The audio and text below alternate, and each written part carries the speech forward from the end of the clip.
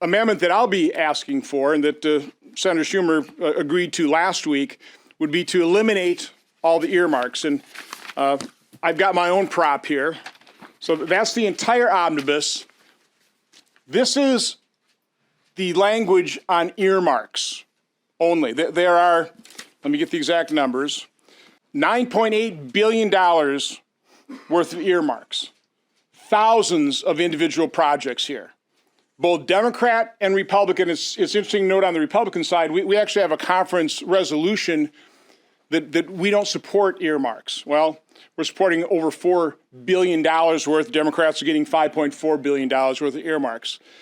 This is the gateway drug to the massive deficit spending, to the mortgaging of our children's future. It has to stop, which is why I'm going to offer an amendment to eliminate all those earmarks in this massive omnibus spending bill.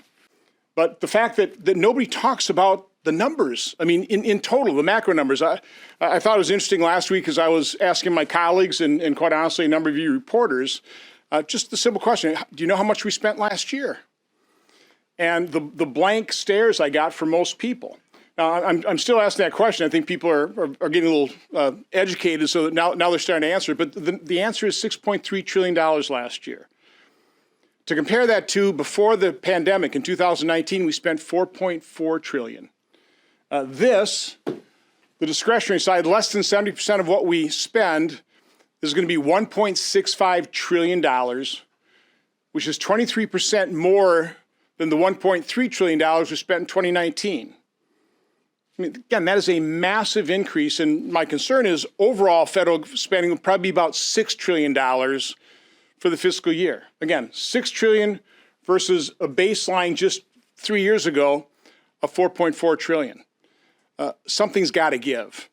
At some point, we do hit a debt crisis, and I would argue, 7% plus inflation, with really no ending in sight, is certainly an inkling of what that debt crisis is going to look like and how that is going to devastate Americans. In all areas of the income spectrum, but particularly people at the lower end who spend their money, their disposable income, on things that have actually risen at a higher rate than 7%. I think what I have found most disconcerting about this discussion, this debate, this process, is the whistling past the graveyard nature of it.